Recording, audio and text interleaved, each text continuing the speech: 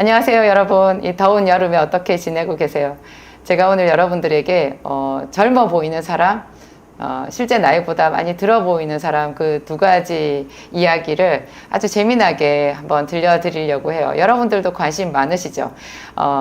심지어 20대 청년들도요, 자기가 뭐 이렇게 어떤 스타일을 했는데 그게 어울리냐고 물어봤더니 그냥 다른 사람이 야, 너 30살처럼 보여 이랬더니 그냥 안색이 달라지더라고요. 20대 아이들도 한 대여섯 살 더 많아 보인다고 하면 그냥 싫어하더라고요. 하물며 이제 숨길 수 없는 그 나이 40 이상 50, 60, 70 이렇게 넘어가면 좀 젊고 생기 있게 보이고 싶잖아요. 그런데 하루하루 어쩌면 그렇게 빨리 나이는 먹는지 온몸으로 우리의 늙어감을 느끼잖아요.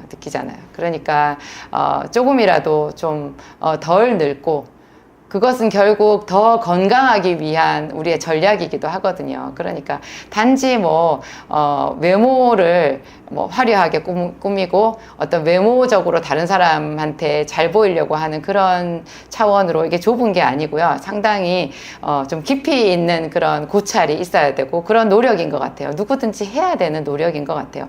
젊어지려고 하는 것은 그만큼 더 병이 없고 건강하고 생기가 있는 상태를 말하니까 저는 그 사람들이 머리나 화장이나 어떤 패션이나 이런 걸 가지고 젊게 보이는 것도 좋게 생각을 하겠지만 저는 사람들의 건강에 관심이 많으니까 숨길 수 없는 그 사람의 생체 나이에 항상 관심이 가더라고요. 굉장히 옷을 젊게 입었는데요. 그분이 얼굴에 주름이 많다. 아니면 보톡스를 해가지고 억지로 주름을 폈는데 그게 너무 표시가 나더라. 그러면 참 안쓰러운 거예요. 제가 봤을 때. 저거 좀 제대로 전략을 이렇게 세우셔가지고 정말 저렇게 젊어지려고 노력을 하신 것 같은데 진짜로 좀 이렇게 건강의 시계, 생체 시계를 되돌릴 수 있는 그런 방법을 써서 정말 젊어지셨으면 좋았을 텐데 그런 생각이 드는 거죠. 그래서 제가 여러분들한테 오늘 몇 가지 말씀드리는데요. 나이가 들어 보인다, 젊어 보인다, 이렇게 말하는 거 우리가 사람을 척 보고 그렇게 생각하는 거를 대충 한 몇 가지로 나눠볼 수 있더라고요. 일단 나이가 들었는데도 젊어 보이는 사람들은 머리숱이 많아요. 머리숱이요, 이게 참 놀랍게도 나이거든요. 머리카락이 나이 들수록 푸석푸석하고 가늘고 잘 빠져요. 머리숱이 적으면 그대로 나이가 들어 보이는 거예요. 그래서 사람들이 가발을 하잖아요. 가발만 써도 많이 젊어 보여요. 그래서 이 머리카락 관리가 그만큼 나이 관리, 신체 관리라는 생각이 들고요. 이게 몸에 나 있는 털이잖아요. 머리털. 근데 이게 머리카락이 빠지면서 엉뚱한데 털이 나요. 코에 털이 나고 눈썹이 이렇게 막 삐져나오잖아요. 그 귀에도 털이 나오는 사람들이 있어요. 이런 거 있으면 젊어 보여요. 이거 관리하셔야 되거든요. 저는 이 코털 관리 진짜 중요하다고 생각해요. 이런 건 좀 뽑으셔야 돼요. 눈썹 관리, 이거 눈썹 그냥 아무렇게나 막 이렇게 삐죽삐죽 삐져나와서 무슨 산신령 눈썹처럼 되어 있는 거, 그런 거는 사실 정리하셔야 돼요. 정리하셔야 돼요. 제가 어떤 사람 자기 관리에 대해서, 자기 개발에 대해서 쓴 책에 읽었는데요. 일본에는 기생 문화가 지금도 있잖아요. 그게 굉장히 고위층, 최고로 돈이 많고 최상류층인 그런 남자들이 찾는 기생집이 있는데 그런 기생을 인터뷰한 내용이 있더라고요. 일본의 최상류층 남자들을 많이 대한 그런 기생이 하는 말이 일본의 최상류층 남자들 중에서 눈썹 정리, 코털 정리 안 하는 사람이 없대요. 그러니까 눈썹 정리, 코털 정리, 귀털 정리 이런 게요.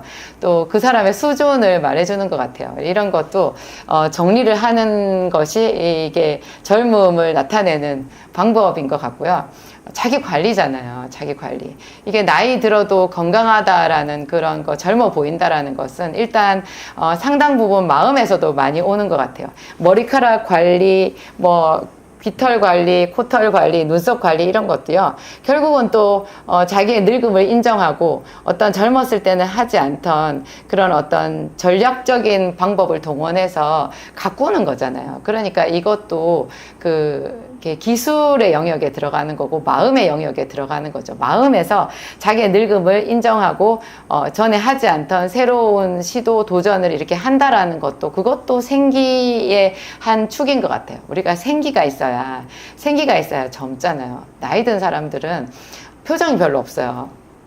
나이 든 사람 중에 어떤 그 감동을 잘 받고 잘 웃고 이런 사람들은 참 생기 있고 젊어 보이거든요. 나이 든 사람일수록 그냥 표정이 딱 굳어 있어요. 그리고 모든 것에 대해서 좀 냉소적일 수가 있어요. 내가 그것도 해봤는데 말이야, 별로 필요 없어.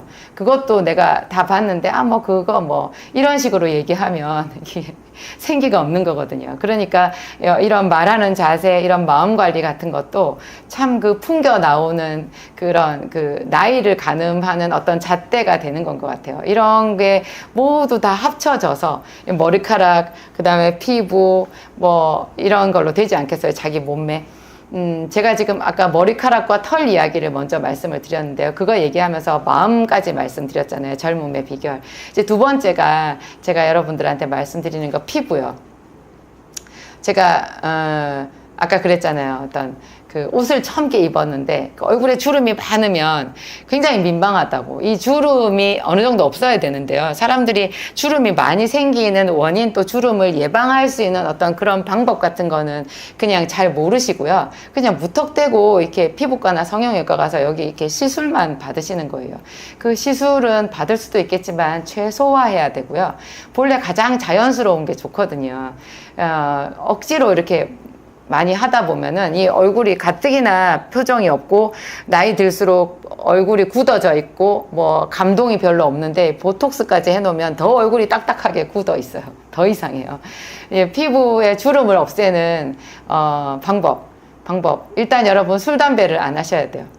술 많이 먹고 담배를 많이 피는데 피부가 좋더라. 이것은 없는 거죠. 어떤 한계가 있어요. 아주 젊었을 때는 표시가 별로 안 나는 사람들도 있는데요. 여러분 주변에 보세요. 어떤 순간에 갑자기 폭삭 늙어요. 그래서 술과 담배 이런 것은 기본적으로 차단을 해야지 젊음을 유지할 수 있다는 생각이 들고요. 담배는 정말 술보다도 더 대단한 것 같아요. 이게 피부를 병들게 하는, 내장을 병들게 하는, 이게 완전 그을음이 생겨가지고요. 자글자글한 주름을 만들거든요. 저는 정말 담배 연기에 여러분의 신체를 노출하는 그런 일은 좀 안 하셨으면 좋겠고요. 담배를 최소한으로 줄이시든지 그죠? 담배 한 개 피가 여러분 비타민C 한 알이라는 얘기 전에 말씀드렸는데 혹시 기억하세요? 비타민C를 하루에 한 1000ml 이상 먹어보세요. 술, 담배 안 하고 비타민C 1000ml 먹으면요, 피부 나이를 뭐 한 5년 이상 되돌릴 수 있어요. 제가 얼마 전에 저희 교회 나이 많은 할머니 권사님한테 감사하다는 사례를 받았어요. 그 할머니 권사님 70대 중반이신데요. 저한테 활짝 웃으면서 얘기했어요. 제가 사모님 덕분에, 저를 사모님이라고 부르잖아요. 사모님 덕분에 비타민C 먹고요. 제가 피부가 그렇게 좋아졌어요. 그러는 거예요. 보니까 정말 많이 뽀얘지셨더라고요. 뽀얗고 주름이 많이 펴지셨어요. 물론 처음부터 그분을 모르면 그냥 보기에 똑같이 할머니겠죠. 근데 그분을 알았던 분들은 다 그것에 눈치를 챌 만큼 그렇게 티가 나더라고요. 세상에 비타민C를 먹어서 피부의 주름을 없애고 색깔을 되돌릴 수 있다. 이것이 또 효과가요. 여러분 혈관을 좋게 하는 효과이기 때문에 더 기쁜 거잖아요. 여러분 겉에는 페인트 칠 같이 다 뭔가 분장을 해가지고 젊게 했는데 이 속에 우리 몸속을 또 구석구석 도는 관인 혈관이 다 망가져 있다. 어떤 집이 겉에 이렇게 뭐 외관은 해가지고 멀쩡한데 속에 들어가서 수돗물 틀어보니 녹물 나오더라. 뭐 변기가 막혔더라. 그러면 그 집이 어떻게 온전한 집이 될 수가 있겠어요.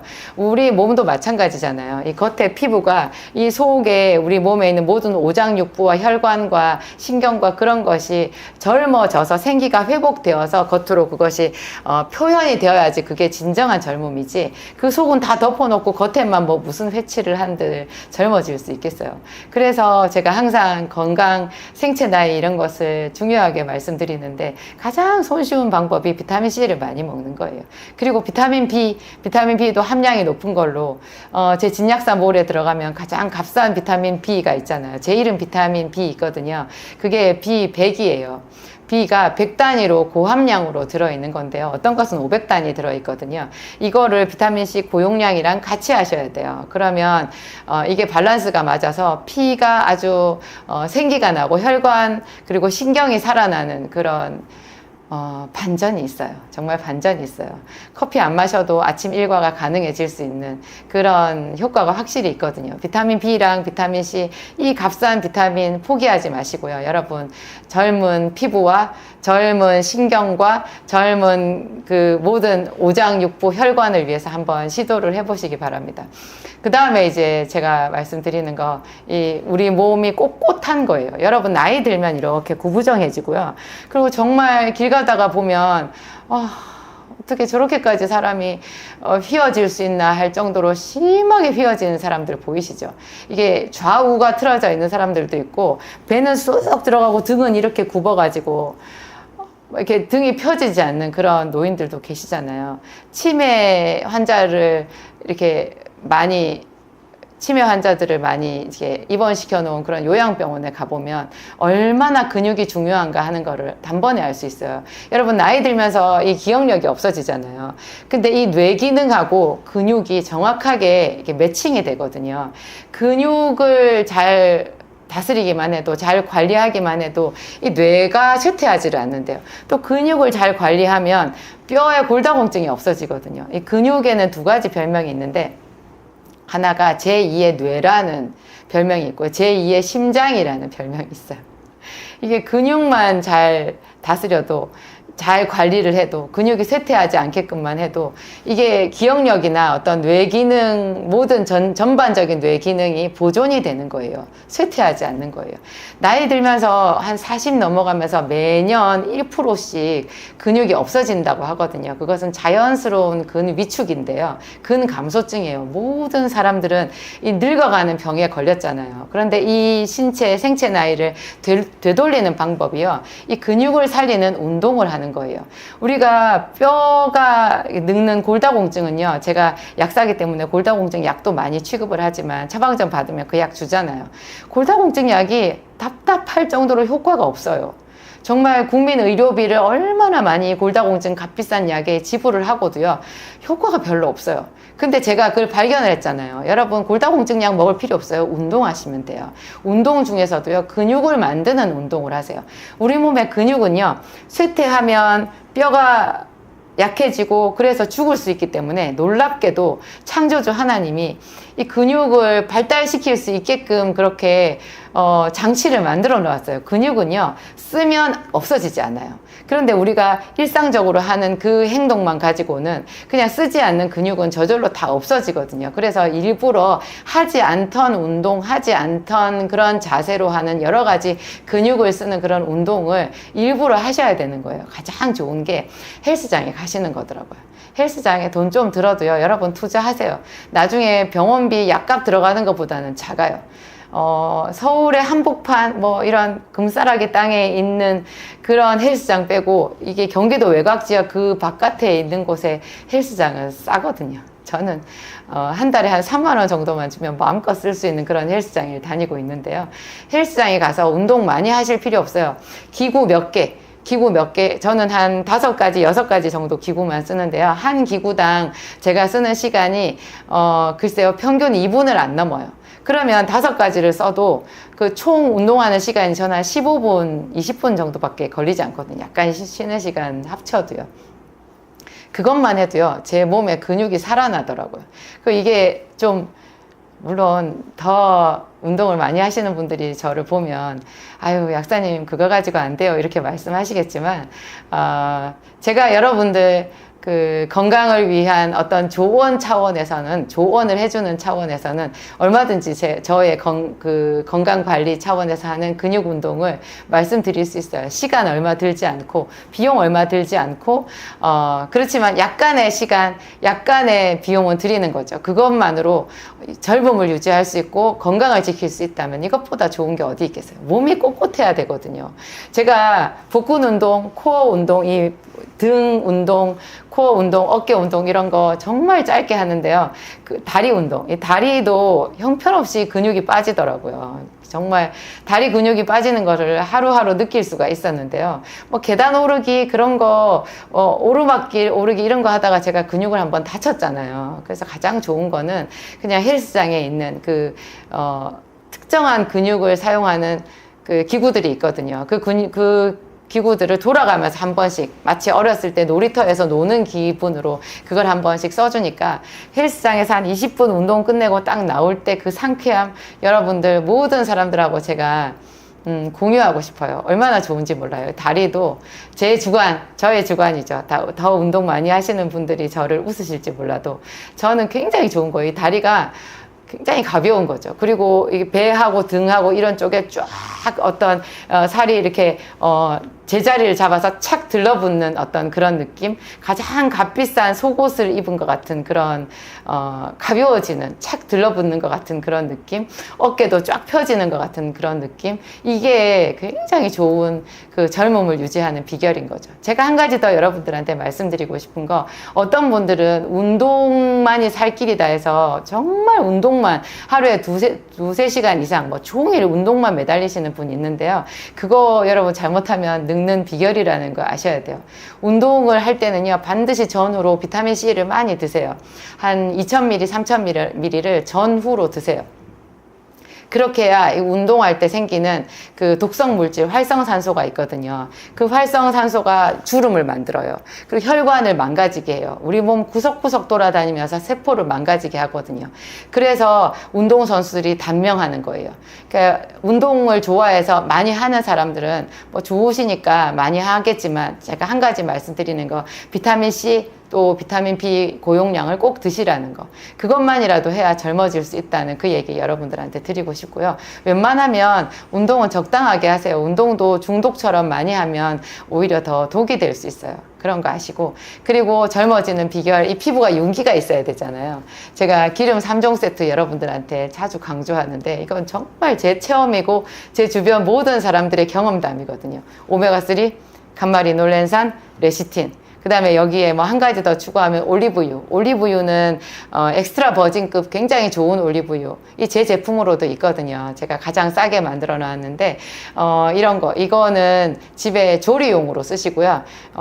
세 가지 기름 3종 세트, 오메가3, 감마리놀렌산, 레시틴, 이거는 최고 용량 말고 조금씩 용량을 줄여서 세 가지를 다 드셔보세요. 그러면 이 피부가 정말 그 윤기가 생기고요.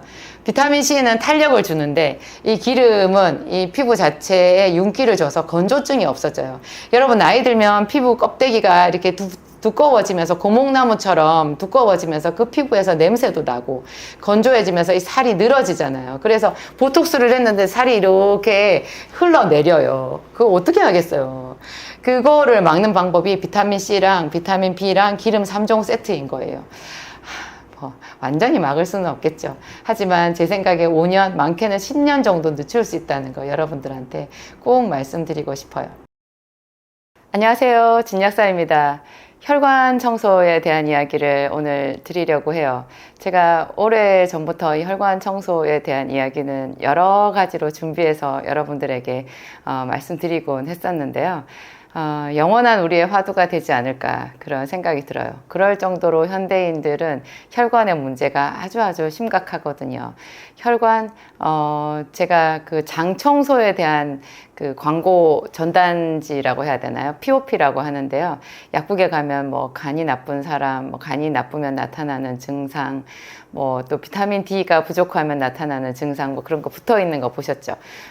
병원에 가도 뭐 이렇게 비타민 주사를 맞으면 뭐 마늘 주사 이런 거를 맞으면 어디가 좋다 뭐 이런 거 이렇게 큰 그 설명되어 있는 광고판 보신 거 있으실 거예요. 광고라고 하기에는 상당히 그 과학적인 근거가 있기 때문에 설득력이 있고 사람들의 주의를 이제 많이 주목시키는 그런 게 있죠. 저희 약국에서 장 청소에 대한 그 POP를 이렇게 활용한 적이 있었어요. 장 속이 사람들이 지저분하면 전신에 피가 탁하고 특히 간이 손상을 많이 입거든요. 그래서 장 건강을 잘 관리를 하게 되면 그것만 해도 그 장수의 대열에 들어갈 수 있다고 하잖아요. 그래서 장이 깨끗해야 사람이 오래 살 수 있다. 몸 안에 독소가 덜하다. 뭐 이런 거 우리가 알고 있는데요. 그것보다 훨씬 더 현대인들한테 더 심각하고 절실한 것이 사실은 혈관 청소거든요. 할 수만 있다고 하면 이 혈관을 청소했을 때, 그리고 피를 맑고 깨끗하게 했을 때, 정말 그 100세까지 무병장수하지 않을까 그런 생각이 드는 거죠. 제가 제 주변에서, 제가 잘 아는 지인들 중에서 어느 날 갑자기 그 출혈이 일어나서 뭐 뇌출혈 이런 게 일어나가지고 사망하신 분들이 있었어요. 그래서 제가 그 가족분들도 보고 이렇게 했을 때 굉장히 안타깝고 놀라고 두렵고 그랬던 경험들이 있는데요. 여러분들도 아마 마찬가지실 거예요. 혈관이 탄력 있고 튼튼하고 이렇게 해야지 출혈을 방지할 수 있고요. 또 피 자체가 상당히 이렇게 맑고 깨끗해야지 우리 전신에 또 그 피가 잘 돌잖아요. 그래서 피를 관리하는 문제, 혈관을 관리하는 문제가 정말 이 건강에서 가장 중요한, 현대인에게는 가장 중요한 일인 것 같아요. 한 100년 전만 해도 사람들이 잘 먹지 못했고 또 위생 문제가 좋지 않았기 때문에 영양실조나 아니면 세균 감염 이런 것들로 인해서 생기는 전염병이 많았잖아요. 그리고 뭐 전쟁 이런 것 때문에 그런 게 자주 일어나서 많은 사람들이 목숨을 잃고 했는데, 요즘에는 그런 게 아니라 말 그대로 만성 질환이거든요. 어떤 뭐 항생제로 치료도 안 되는 그런 염증이 몸에 많이 생기고, 그렇죠. 무슨 얼마 전에 우리가 코로나가 있기는 했어도 그 어떤 코로나로 인해서 생긴 두려움이나 그런 것에 비해서 목숨을 잃은 사람들은 상대적으로 적은 숫자였거든요. 그런데 훨씬 더 많은 사람들이 이 혈관 질환이나 혈액 때문에 그 알 수 없는 치료만 잔뜩 받다가 고생 많이 하고 삶의 질은 바닥이고 그런 경우들이 많이 있어요. 제가 뭐 현직 약사로서 이런 그 혈관에 대한 어떤 비장한 마음을 가지고 연구를 해서 뭘 캐내어서 알게 됐다 그런 뜻은 전혀 아니고요. 저는 그냥 동네 약국에서 그 저희 약국을 찾아오는 그 동네에 계신 사람들한테 제가 성심성의껏 어떤 그 제가 가지고 있는 건강 지식을 매일 그거를 제가 연구를 했으니까 그런 거 가지고 도움을 좀 드리려고 애를 쓰던 그런 사람이었는데요. 제가 그 한방인데 한약이 아니라 일반 의약품으로 되어 있는 한약이 있어요. 그거를 가지고 제가 조제를 해서 많은 사람들에게 이렇게 뭐 숙취라든지 또 급성 장염이라든지 또 오래된 위장병이라든지 또 관절염 이런 거 있잖아요. 그런 거에 양약으로 되지 않는 부분들이 많이 있어서 그걸 제가 그분들한테 도와드리기 위해서 이렇게 연구를 하다가 우연히 이제 어떤 약의 조합을 알게 된 거죠. 그래서 그게 처음에는 숙취에 굉장히 효과가 좋은, 그리고 뭔가 몸에 노폐물을 빼는 것 같은, 그리고 장내 염증이 있을 때 효과가 상당히 좋은 그런 약이었는데요. 이것이 혈관을 청소하는 아주 놀라운 효과가 있더라는 것을 제가 알게 된 거죠. 혈관을 청소.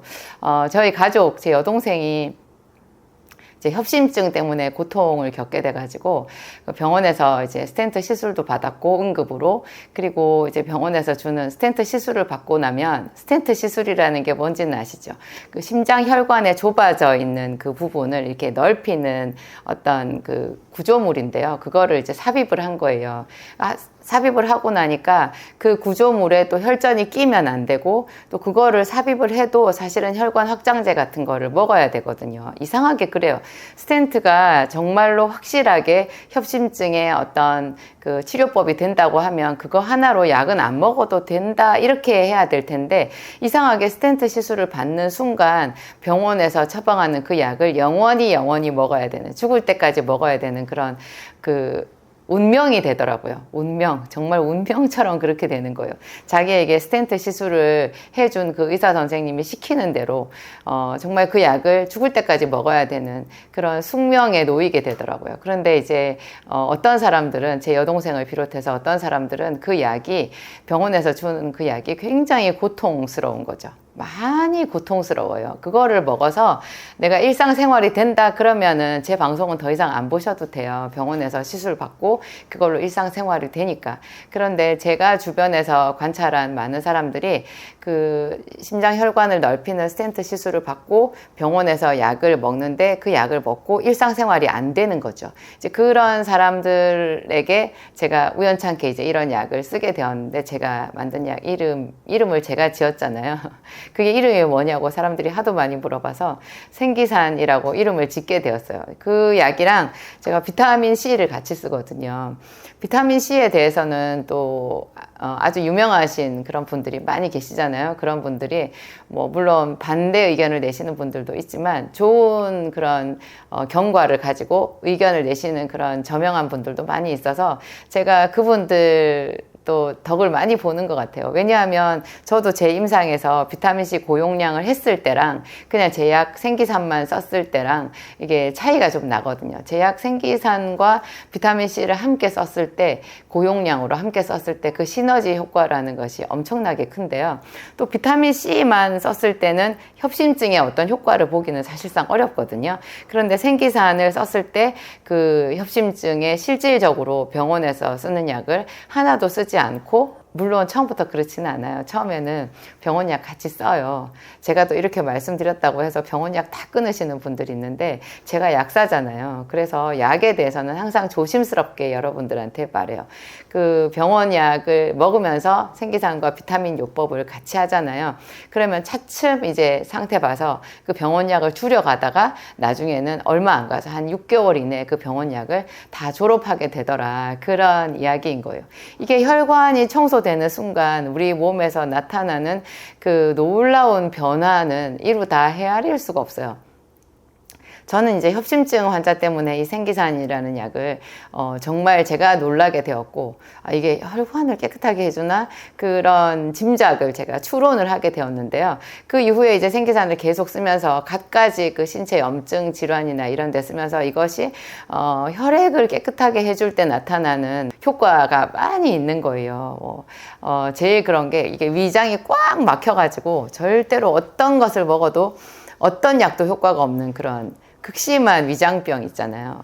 서울에 어디 가면은 위장병만 전문으로 치료하는 그 어마어마하게 큰 한방병원이 있는데, 거기에 가서 뭐 수천만 원을 써도 아무 효과가 없고 점점 더 말라서 이제 뭐 그 피기가 없어지고 그렇게 죽는 것처럼 되는 그런 사람들이 생기산하고 비타민C 요법을 썼을 때, 이것은 위장약은 아니잖아요. 사실 제가 급성 장염이나 숙취 같은 데 쓰기는 했지만 이거 자체가 위장약은 아닌데요. 놀랍게 현대인들의 위장병에 효과가 정말 좋은 거예요.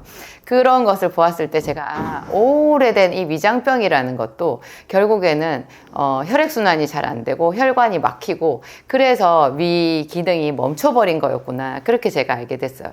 극심한 어지러움이나 이명 때문에 고생하시는 분들 있잖아요. 이 어지러움증이라는 것도 피가 위로 몰려가지고 생긴 거거든요. 이게 혈관이 막히고 순환이 잘 안 됐을 때 나타나는 증상이라는 것을 제가 생기산 쓰면서 알게 되었어요. 이거 정말 놀라운 소식 아닌가요? 그래서 그 어지러움증으로 고생하는 사람들이 스트레스 물론 좀 줄여야 돼요. 너무 분노를 많이 하고 막 이를 갈고 항상 긴장해 있고 운동도 하지 않고 밤에 야식 잔뜩 먹고 이러면 생기산이랑 비타민 요법을 써도 사실 효과가 더딜 수 있어요. 그런데 어느 정도 자기 몸을 관리하면서 이런 약을 쓰잖아요. 그러면 정말 한두 달 안에도 드라마틱하게 효과가 있는 거예요. 한 일주일이나 2주일 사이에도 갑자기 잠을 잘 자게 되었다라는 그런 사람들 이야기도 제가 흔치 않게 보거든요. 여러분, 혈관 관리, 병원에서는 이제 혈관 때문에 뭐를 써요? 그러니까 뇌경색이 있는 사람들한테 혈전을 녹이는 아스피린이나 또 아스피린보다 더 강력한 항혈전제를 중복해서 처방하거든요. 근데 뇌경색 때문에 아스피린이나 그 항혈전제를 썼을 때 정말 우리가 피해갈 수 없는 큰 위험에 부딪히게 되는데요. 그게 바로 뇌출혈 위험이에요. 뇌경색, 그러니까 뇌혈관이 막힌 게 경색이잖아요. 이거를 열어주기 위해서 항혈전제를 쓰면 뇌출혈이 일어나는 거예요. 그래서 제가 돌아가시는 분들도 많이 봤어요. 꽤 많이 봤어요.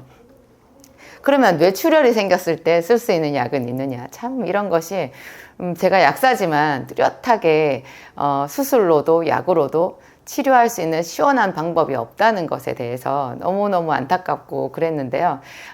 제 약은 어디 식약처 인증을 받은 그런 약은 아니에요. 왜냐하면 제가 약국에서 그냥 일반의약품, 한약이지만 일반의약품으로 되어 있는 것을 조제한 것에 불구하고 이름도 제가 붙인 거고, 제가 어디 다른 약국에 공급해 줄 수 있는 그런 인증을 받은 약은 아니에요. 그런 거는 참고하셔야 돼요.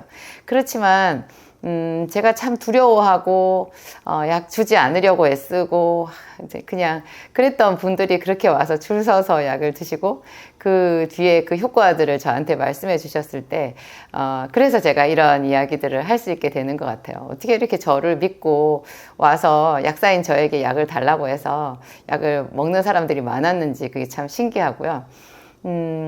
어떤 분들은 그 콩팥이 정말 나빠져서 콩팥병 때문에 저한테 그 자기가 콩팥병 만성 신부전이 있다는 것을 숨기고 약을 가져가신 분들도 정말 다수가 있었어요. 그런 분들도 참 신기하더라고요. 자기가 만성 신부전이라고 말하면 제가 약을 안 줄까봐 그런 말을 숨기고 와서 정상인 채 하고 그냥 다른 변명 둘러대면서 약을 가져가셨대요. 그래가지고 비타민 C랑 또 저는 비타민 B도 권하잖아요. 제 진약사몰에 들어가 보면 제 이름으로 된 비타민 B가 있거든요. 그게 비타민 B가 100단위로 들어가 있는 B100이라고 하는 건데요. 그것도 비타민 C 고용량을 하려면 B100을 꼭 하루에 하나씩은 혹은 2개 정도를 드시는 게 맞아요. C 고용량이라고 하면 비타민 C를 뭐 분말로 된 거든 아니면 알약으로 된 거든 한 번에 1000ml 내지 2000ml 정도를 하루에 3번 이상, 그래서 보통 제가 최소 하루에 6000ml를 나눠서 드시라 그렇게 얘기를 해요. 요즘엔 제가 거의 하루에 1만 ml를 권하는데요. 제가 먹고 있는 비타민C, 저희 가족들이 먹고 있는 비타민C 용량은 대체로 하루에 8000ml 이상이에요. 저는 한 12000에서 14000ml 정도 매일 먹고 있는 것 같아요. 비타민C를 안 먹으면 제가 잠을 잘 못 자요. 다리에 피가 잘 안 통하는 느낌이 들어서 제가 만든 생기산을 5년 넘게 먹고 있고요. 저는 하루에 한 3포보다 더 많이 먹어요. 하루에 한 4포 정도는 먹고 있는 것 같고, 그렇습니다. 하여튼, 여러분이 혈관을 청소하게 되었을 때, 우리 몸의 갖가지 염증, 통증, 알 수 없는 통증, 저는 알 수 없는 두통으로 정말 수십 년 고생을 한 사람인데요. 제가 20대 때 이렇게 피임약을 먹었던 게 큰 화근이었던 것 같아요. 그 피임약이 나중에 제가 알고 보니까 정말 피를 끈적하게 만드는 거더라고요. 갱년기 여성들은 여성 호르몬제 드시잖아요. 여성 호르몬제가 똑같아요. 피임약이랑. 그게 이제 용도는 다르지만 여성 호르몬으로 되어 있다라는 것은 똑같잖아요. 이 호르몬제를 먹으면 몸속에 그렇게 혈전이 많이 생겨요. 그래서 피가 걸쭉해지면서 가장 예민한 부위가 이제 뇌거든요. 이 뇌가 우리 몸에서 산소와 영양소를 가장 많이 소비하는 그 대식가예요. 우리의 뇌가. 이 뇌에 제대로 산소 공급, 영양소 공급이 되지 않아서 생기는 것이 두통인데요. 이 두통, 피임약을 먹으면 상시 두통이 생기는 사람들이 있어요. 그런 사람들은 바로 당장 피임약 끊어야 되고, 담배를 피는 사람들도 담배가 혈전을 만들잖아요. 그래서 담배를 피면서 피임약이나 뭐 갱년기 여성 호르몬제를 먹는다. 그것은 거의 자살행위라고 그렇게 말씀을 드리거든요. 하여튼 제가 그래가지고 젊었을 때 20대 때 그 피임약을 한 1년인가 먹었던 것이 저에게 굉장히 안 좋은 그 이력이었던 것 같아요. 그래서 제가 10년 이상 거의 20년 정도 두통에 시달렸던 것 같은데요. 생기산이랑 비타민 C, B 뭐 이런 거 먹고 나서 제가 1년 내내 거의 간헐적으로 시달리던 그 두통에서 거의 해방이 됐어요. 그러니까 이 잦은 두통도 혈관 문제라는 것을 우리가 알 수 있고요. 혈액 문제라는 거 알 수 있고, 현대인들한테 가장 흔한 질병인 당뇨병 있잖아요. 그것도 다 피 검사 하잖아요. 피에 이상이 생긴 질환이잖아요. 그래서 이것도 혈액 이상 문제이기 때문에 혈당을 떨어뜨리는 당뇨약으로 조절이 잘 안 되시는 분들은 제발 그 인슐린 펌프 같은 것에 의지하시지 말고 다른 방법을 써보세요. 그 중에 제가 말씀드리는 것이 조금 송구스럽지만 제가 만든 약 생기산하고 비타민 요법이에요. 오메가3 이런 것도 제가 많이 권하기는 하는데요. 여러분 제 이야기 잘 참고하시고 여러분들 튼튼하고 탄력 있는 혈관, 그리고 아주 맑고 생기 있는 그런 혈액 상태 잘 유지하셔서 두고두고 건강 잘 지키시기 바랍니다. 안녕하세요. 여러분들의 혈관 나이는 어떻게 되시는지 혹시 알고 계세요? 저에게 온 그 상담하러 오신 분 중에 겉으로 보기 나이는 한 40세 정도밖에 되지 않았는데요. 병원에서 측정해 본 혈관 나이가 85세가 된다는 분이 있었어요. 한 사람이 아니라 제가 그런 분들을 자주 만났죠. 저는 약국에서 약만 조제해서 처방전에 따라서 약만 조제하는 약사였기 때문에 그 사람들의 혈관에 대해서 그렇게 많이 관심을 가진 적이 없었는데요. 제가 유튜브로 유명해지고 생기산이라는 거를 만들어서 이렇게 사람들에게 드리고 하면서 제 뜻과 상관없이 정말 많은 혈관 질환자들을 만나게 되었어요. 그분들을 케어하고 그분들과 함께 제가 비타민 요법하고 또 생계산 요법 하면서 제가 새로운 지경이 열리는 그런 경험을 하게 된 거죠. 현대인들한테 가장 치명적이고 가장 보편적인 질환이라고 할 때 그것이 혈관 질환이라는 것을 알게 되었어요. 이미 우리나라보다도 훨씬 더 그 혈관 질환이 심각한 사망 원인의 1위를 차지하는 나라가 놀랍게도 미국이라고 하더라고요. 미국뿐만이 아니에요. 중국도 위험하고 유럽도 위험하고 대부분의 사람들이 지금 이 시대를 살아가는 대부분의 사람들이 아주 후진국 빼고는요, 정말 못 먹어서 기아 상태에 허덕이는 그런 나라들을 빼고는 거의 다가 이 혈관 질환의 그 위험에 그대로 노출이 되어 있어요. 우리는 보통 암 선고를 받으면 사망 선고라고 생각하잖아요. 뭐 암이 이제 진단이 되고 그것이 뭐 3기를 넘어갔다, 4기, 5기다 이러면 거의 사형 선고를 받은 것처럼 그렇게 생각을 하는데요. 미국에서는 혈관 질환으로 사형 선고를 받은 사람이 굉장히 많다라는 거예요. 여러분, 심장에 혈관이 막히면 숨을 쉴 수가 없어요. 그렇지만 심장에만 혈관이 있는 게 아니잖아요. 우리 몸에 콩팥도 아주 미세한 혈관 덩어리거든요. 간에도. 그리고 뇌신경은 어때요? 이 뇌에 피가 멈추는 순간 우리는 죽어요. 우리 전신에 정말 그 보이지 않을 정도로 미세한 혈관, 뭐 큰 대정맥부터 아주 작은 미세한 혈관까지 우리 몸에 지구를 몇 바퀴 돌 만한 그런 혈관이 뻗어 있다고 해요. 이 작은 우리 한 사람 몸 속에 그렇게 많은 혈관이 있는데요. 이게 혈관이 어디 한 군데가 나쁘다, 그렇게 얘기하면 그 한 군데가 나쁘다라는 것을 찾아낸 거지 다른 혈관은 멀쩡하겠냐고요.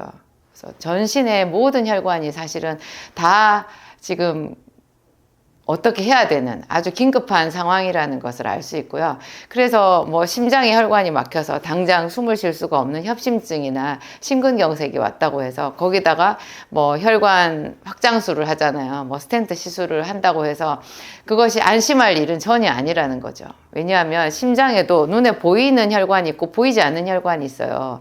보이는 혈관 같은 경우에는 그런 시술을 하면 되는데 보이지 않는 혈관은 정말로 손 쓸 방법이 없는 거예요. 그래서 협심증 중에 변이형 협심증이라는 병명이 있다라는 거를 제가 환자들 때문에 알게 됐어요.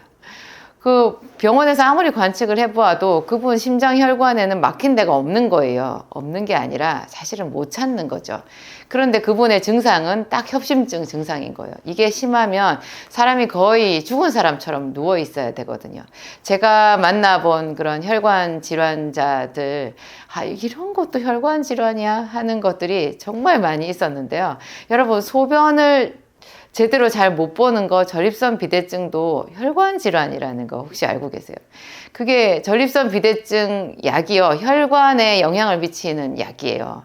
그런데 그 약이 혈관을 좋게 하는 약이 아니라 일시적으로 혈관을 약간 확장시키는 약인 거예요. 그래가지고 그게 소변을 보는데 조금 도움이 될 뿐이죠. 또 혈관이 전립선에 있는, 전립선과 그 비뇨기 쪽에 있는 그 혈관만 정확하게 확장하는 그런 약은 없거든요. 그래서 전신적인 또 다른 부작용이 있고요. 또 호르몬 부작용 같은 것도 있어요. 또 우리가 혈관이 안 좋다 그럴 때 이 시력에 이상이 오거든요. 뭐 단순한 노안 그런 것은 뭐 탄력성이 떨어져서 그렇다라고 할 수도 있는데요. 사물이 겹쳐 보이는 복시라는 게 있어요. 그리고 사물이 우글쭈글하게 보이는 그런 시야 이상도 있거든요. 그런 여러 가지 주변 또 이 가운데 부분만 보이고 가장자리가 시커멓게 보이는 그런 질환도 있더라고요. 이렇게 그래가지고 가장자리가 시커멓게 보이면 어떻게 되냐? 운전을 할 수가 없어요. 자기도 모르게 여러분이 양쪽 이쪽을 다 보게 되거든요. 봐야지 우리가 일상생활을 할 수 있잖아요. 이게 안 보였을 때 그 공포감이라는 거 굉장히 힘들다고 해요. 제가 그런 환자들 때문에 알게 되었고, 또 남성들 나이 좀 들면 요즘에는 심지어 젊은 사람들에게도 있는데요. 한 30대 남성들에게도 이 발기부전이라고 하는 질환이 있는 경우가 있어요. 이 발기부전 세상에 이 남성으로서 너무나 끔찍한 그런 질환인데요. 이게 놀랍게도 혈관 질환이에요. 그리고 우리가 잘 알잖아요. 뭐 뇌경색, 중풍이라고 하는 거 있죠. 뇌 혈관이 막힌 것이 뇌경색인데, 혈관이 막혔다고 해서 그 혈관을 이렇게 혈전을 없애는 그런 약을 쓰면 또 뇌혈관이 터져서 오는 뇌출혈이 올 수 있거든요. 이런 혈관 질환 굉장히 무섭고요. 그리고 내가 협심증까지는 아닌데 숨을 잘 못 쉬는 사람들이 있어요. 협심증인 사람들, 심근경색인 사람들도 당연히 숨을 잘 못 쉬죠. 근데 왠지 숨을 크게 들이쉬어야지 조금 괜찮아지고 평소에 숨을 헉헉거리는 사람들이 있거든요. 어떤 경우에는 그런 사람들 중에 뭐 천식인 경우도 있을 수 있고, 천식이 아닌데도 가슴 답답증이라는 게 있는데요. 이런 것도 놀랍게도 혈관 질환이라고 보면 돼요. 이 혈관 질환을 예방하기 위해서 병원에서 쓰는 약이 고지혈증 약이거든요. 고콜레스테롤, 피 속에 기름기가 너무 많아서 생기는 그 병명을, 그 질환을 고지혈증이라고 하는데, 피 속에 기름기를 떨어뜨리는 약이 고지혈증, 그러니까 콜레스테롤 약이잖아요. 그런데 그 약을 먹으면 부작용이 굉장히 심각하고요. 그 콜레스테롤을 떨어뜨려도 아주 많이 떨어뜨려도 놀랍게 혈관이 계속 막히더라는. 그래서 더 떨어뜨려야 된다는 말을 하는데, 그것은 좀 많이 반성해 봐야 되는, 처음부터 원점으로 돌려서 생각해 봐야 되는 그런 거라고 할 수 있어요. 콜레스테롤이 높은 것이 다가 아니구나. 높아서 혈관이 손상되는 경우도 있겠지만, 이거를 떨어뜨린다고 혈관이 안 막히는 게 아니라는 건 혈관을 막히게 하는 또 다른 주범이 있다라는 뜻 아니겠어요? 저는 그 힌트를 사람들을 만나서 알게 됐어요. 여러분, 놀랍게도요, 그 혈관을 망가뜨리는 주범이 열나는 거예요. 화를 내는 거, 스트레스를 받는 거 있죠. 지속적으로 긴장하고 스트레스를 받는 거, 정신적인 스트레스 있죠. 그리고 또 음식으로 주는 스트레스도 있어요. 여러분, 우리가 강아지를 키울 때 강아지에게 먹일 수 있는 음식이 정해져 있죠. 여러분이 먹던 찌개 같은 거 강아지한테 먹이세요?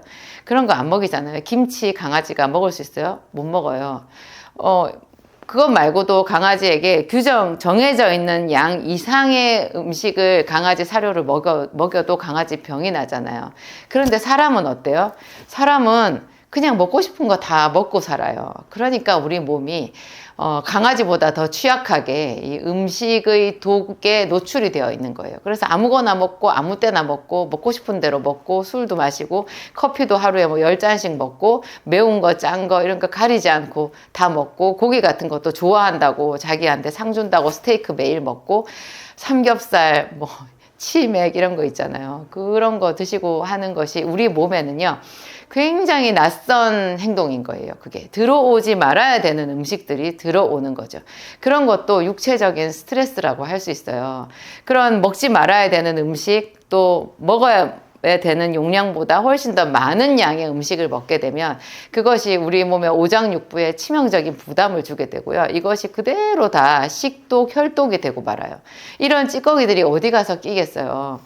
피하 지방, 뭐 복부 지방으로 끼기도 하겠지만, 그런 사람들이 그대로 그게 피가 탁해지고요. 그리고 신기하게도 화를 내도 피가 탁해져요. 우리가 화를 내고 긴장을 하고 분노를 품고 있고 누구를 미워하잖아요. 그러면 그 사람의 피가 병이 든다고 해요. 이런 병든 피가요, 혈관 속을 돌아다니게 되다 보면 혈관이 막히게 되는 거예요. 그래서 그 미국에서 어떤 놀라운 연구 결과가 하나 있었는데요. 그 로제토 마을이라고 하는 펜실베니아주의 어떤 마을이 있었거든요. 그 마을 사람들은 미국 전역에 그 다 사망 원인 1위로 꼽히는 혈관 질환이 없는 거예요. 그 로제토 마을에는. 그래서 몇십 년 전에 그걸 어떤 학자가 알게 돼가지고 그 마을을 계속 추적 조사를 했었거든요.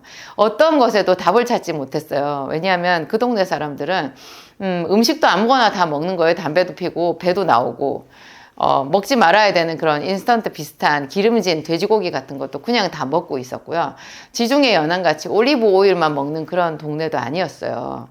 그랬는데 그 사람들에게 희한하게 혈관 질환이 미국 전역에 있는 어떤 곳보다도 현저하게 낫더라는 거죠. 그래서 연구를 하다 좌절에 빠졌는데 찾지를 못하고 그 끈질기게 추적한 그 한 학자가 한 가지를 이렇게 찾아냈어요. 그게 그 마을에는 스트레스가 없다라는 거예요.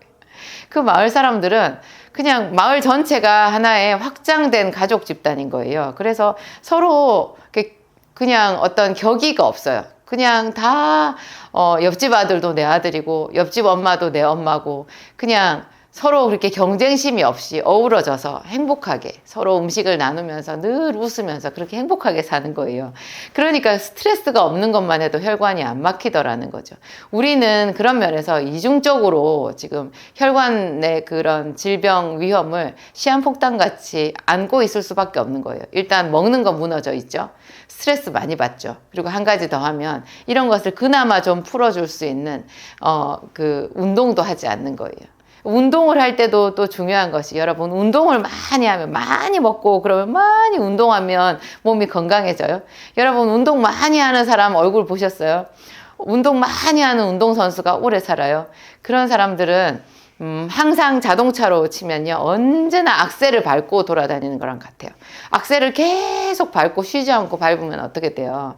그 자동차 주행 거리가 순식간에 다른 차보다 훨씬 더 높아질 거 아니겠어요? 30만 킬로 금방 다 돼버려요. 그러면 자동차 수명 끝나는 거죠. 사람 몸도 마찬가지거든요. 많이 먹고 많이 운동하고 이렇게 하게 되면 우리 몸에 있는 한정되어 있는 기가 다 방산이 돼버리는 거예요. 다 그냥 다 방전되는 거예요. 그래서 격렬한 운동 많이 한 선수들 오래 못 살고요. 그런 운동 많이 한 사람들 얼굴 보세요. 유독 검고 주름이 많아요. 굉장히 주름이 많아요. 몸에 근육을 많이 만들어서 운동 많이 했구나. 뒷모습은 짱짱하구나. 그런 사람들이 앞에 얼굴 보면요. 주름이 상당히 많거든요. 그거 노화라는 것 우리가 알 수 있고요. 그래서 먹는 것도 절제하셔야 돼요. 제가 오늘 여러분들한테 꼭 말씀드리고 싶은 거, 이 혈관 질환 반드시 예방해야 되는데 예방하는 방법 제가 일부 말씀드렸죠. 조금 적게 드시고 규칙적으로 생활하시고 그렇죠. 그리고 스트레스 지수를 낮춰야 돼요. 스트레스 지수를. 그래서 웬만한 거 용납해 주시고요. 괜찮아 이런 말 자기한테 많이 반복하시고요.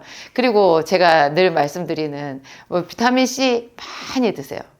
비타민C 먹자마자 소변으로 빠져나가죠. 빠져나가기 때문에 계속 보충을 해줘야 돼요. 이걸 계속 먹으면 정말 신기하게도 혈관이 탄력을 갖게 돼요. 여러분 비타민C를 어떻게 발견하게 됐어요?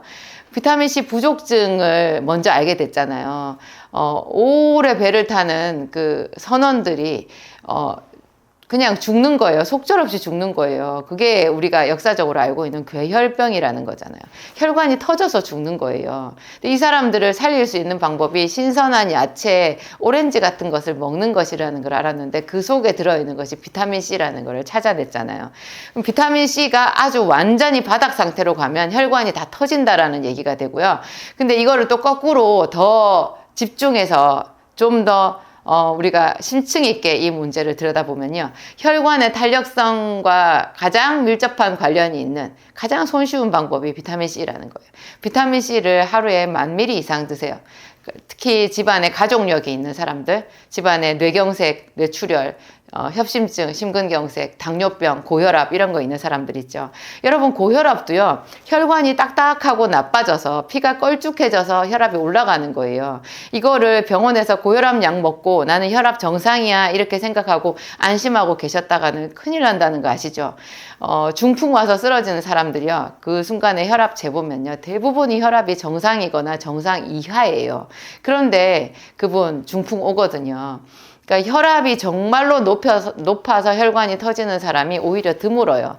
현대인들은 혈압이 높은 것보다도 더 심각한 것이 혈관 자체가 나쁜 거고요. 그래서 고혈압 약을 먹어서 혈압을 떨어뜨리는 것은 응급처치일 뿐이고 우선 방편일 뿐이고요. 더 원인적인 관리법, 치료법이라고 하는 것은 혈관의 탄력성을 올리는 거라는 거죠. 피를 신선한 상태로 유지해야 된다는 거죠. 그러면 음식 조절하셔야 되고 아무거나 먹어서는 안 되고 몸에 좋은 비타민C 많이 드세요. 돈 없는 분도 많이 먹을 수 있어요. 여러분 한 알에 55원 정도밖에 하지 않아요.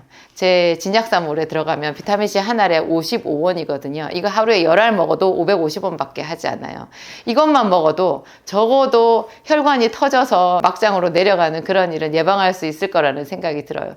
또 다르게 제가 여러분들한테 말씀드리는 영양물질, 올리브유 꼭 드시고요. 레시틴, 오메가3 이런 거 굉장히 좋아요. 제가 기름을 아주 강조를 하는데요. 이 기름이 피의 상태를 좋게 해주는 것, 특히 현대인들 많이 먹어서 대부분 안 좋은 거 많이 먹어가지고 피가 걸고 좋지를 않고 혈전이 많거든요. 이 혈전을 억지로 녹여주는 병원약을 쓰게 되면 혈관이 터져요. 혈관 터지면 여러분 큰일 나거든요. 그런데 이런 기름을 쓰면 가장 건강한 상태에서 우리의 혈관을 지킬 수가 있어요. 그래서 레시틴이라고 하는 제 제품 찾아서 보시면 되고요. 레시틴, 오메가3. 오메가3는 뭐 한 30년 정도 됐죠. 그 효과 다 말하고 있거든요. 근데 오메가3를 아주 많이 드실 필요는 없어요. 저는 제 제품 기준으로 많아야 하루 2알 정도 권하는데요. 나머지는 레시틴이나 감마리놀렌산, 올리브유 뭐 이런 걸로 효과를 분산해서 보시면 돼요. 한 가지 기름을 고용량으로 많이 먹는 것보다 몸에 좋은 기름, 엑스트라 버진급 올리브유 아시죠? 여러분 마트에서 파는 아무거나 파는 퓨어 올리브유 같은 거는 그런 효과 하나도 없어요. 이 올리브유를 제대로 엑스트라 버진급 아주 좋은 올리브유 그런 거를 하루에 한 포, 제 제품 기준으로 한 2포 정도 드시는 거 좋고요. 제 거 포로 된 거 있거든요. 그거 드시는 거 좋고, 그 다음에 오메가3 하루에 한 알이나 아니면 2알, 그 다음에 레시틴을 먹으면 피떡이 없어지고요. 신경이 다시 살아나는 그런 놀라운 일이 있어요. 그리고 그런 거 먹으면 여러분 혈액하고 혈관이 좋아지면 피부가 좋아진다는 거 아시죠? 그래서 우리가 평상시 일상 용어로 쓰잖아요. 자네 혈색 참 좋아졌네. 그런 말 하죠. 피부가 좋고 사람이 생기가 있으면 혈색이 좋다라는 말을 하는데 혈색 그 단어를 한번 보세요. 혈색 피의 색이에요. 우리가 쓰고 있는 거예요. 평소에 그런 과학적인 용어를 피가 좋아지고 혈관이 좋아지면 그 사람의 생명력이 살아나고 피부도 좋아진다라는 것을 우리가 말로써 표현하고 있다라는 거죠. 근데 제가 정말로 환자들을 지켜봤을 때 진짜 그랬어요. 그리고 정말로 지금 여러분 만약에 혈관이 막혀서 지금 뭐 당뇨 합병증이 심각하게 와서 발이 다 상하고 있다. 제 환자들 중에서 거의 발을 잘라야 될 지경까지 간 그런 사람들도 제가 봤는데요. 여러분 이거 돌이킬 수 있거든요. 자르기 전에 오셔야 돼요. 정말 그래요. 콩팥도 피가 나쁘고 혈관이 나빠서 다 망가지는 거고요. 간도 마찬가지인 거고, 뭐든지 다 그렇더라고요. 이게 혈관이 나빠지면 정말 답이 없는데요. 제가 그런 사람들한테 생기산 요법 강조하잖아요. 이미 망가질 대로 망가진 사람들, 그러기 전에 쓰면 더 좋겠지만 그런 사람들은 생기산하고 비타민 요법 제가 강조하는 그 방법을 쓰면 병원약 졸업할 수 있어요. 제 이 말 듣고 또 병원약 당장 끊고 제 약 먹는다 그렇게 얘기하시지 말고요. 제가 약사잖아요.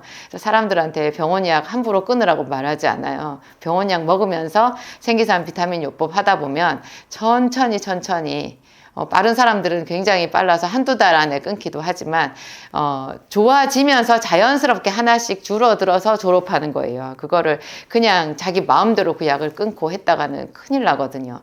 이런 모든 것에 대해서 우리가 상식이 있어야 되는 것 같아요. 내 몸이 무엇 때문에 망가지고 있는 것인지, 왜 내 나이가 40밖에 안 됐는데 혈관 나이가 85세까지 된 건지. 혈관 나이가 85세라는 그 말 뜻은요, 혈관의 탄력성을 말한다고 하거든요. 이런 검사법이 병원에 있다라는 것도 제가 환자들을 통해서 알게 됐는데요. 치료할 방법이 있으니까 이런 혈관 나이를 측정하는 그런 방법도 상당히 좋은 것 같아요.